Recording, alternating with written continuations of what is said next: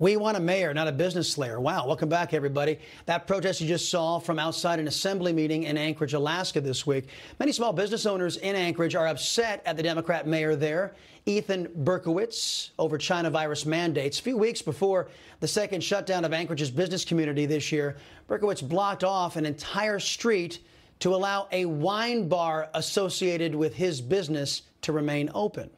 Meanwhile, other business owners, like Andy Kriner of Kriner's Diner, were left to fend for themselves. Andy Kriner joining us now here on the Chris Salcedo Show, alongside former Virginia Governor Bob McDonnell. Mr. Kriner, Governor, welcome back to the Chris Salcedo Show. Mr. Kriner, we're going to start with you. You originally defied the mayor's emergency order to close your restaurant to indoor dining. The city even threatened you with a $5,000 a day fine if you didn't close. Why do you feel this is so important to fight? Well, it was started out at $600 a day, and then it progressed to $15,000 a day, actually. And I just felt like it was important because I didn't feel like there was a danger to the public, and I couldn't get answers at that time out of what would happen if we did open. So I thought, well, I'll open and find out. And I found out, and it went good, and the community support was amazing. Well, Governor, let me ask you, Kristi Noem of South Dakota, she didn't do any of this lockdown stuff, and South Dakota has had a good run of this. Have there been far too many governors and mayors going too draconian, using the China virus as an excuse? Of course. It's nobody wants to say they didn't do enough. I admire the Kriners for standing up. There's a common sense medium here to protect public safety, but let these businesses thrive. Small businesses create 70% of the jobs in our country. So if you have, let's say, a diminished capacity, maybe 50% capacity, put an absolute limit on the number of people that can come in, require wearing masks, social distancing. You do things like that, you can operate a small restaurant safely. And I admire the Kriners for holding their ground. All right.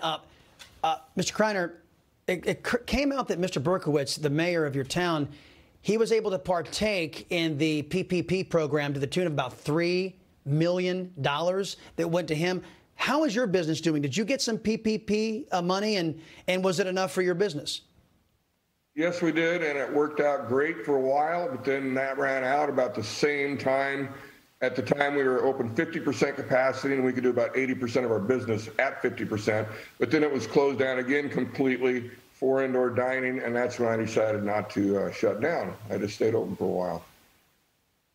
Yeah, and by the way, I just got to ask before we get to the governor, are you still open, Mr. Kriner? Are you doing that in defiance of the current orders by your mayor? No, the city offered us a settlement agreement, and at this point, we're serving takeout only because I can't afford $15,000 a day in fines. I just can't afford it. We had a lot of help from the community, and at this time, it's takeout only. Well, I hope that the mayor in that town is also holding himself to the same standard he's holding everybody else. Governor, last thing I want to ask you, if you were in power right now, how would you be evaluating this whole China virus situation? What would the steps you'd be taking? It's public safety first, but don't kill the economy because you're too afraid.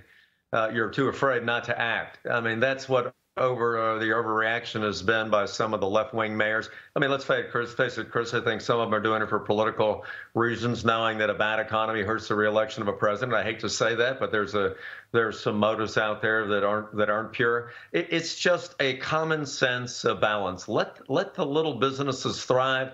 Give them some limitations, but keep them open. We know now when people social distance, wear their mask and exercise, use common sense and wash their hands, etc., that you can be safe and still have businesses stay open. And that's the way I think the good governors in the country are making this work. Governor, thank you very much. Appreciate the time. Mr. Kriner, good luck to you, sir. Keep us posted. Coming up, the man who cleaned up New York City, former Mayor Rudy Giuliani, weighs in on the lawlessness in the streets in left-wing cities. Plus, why he says Beijing Biden should be in jail. It's Chris Salcedo Show on Newsmax TV.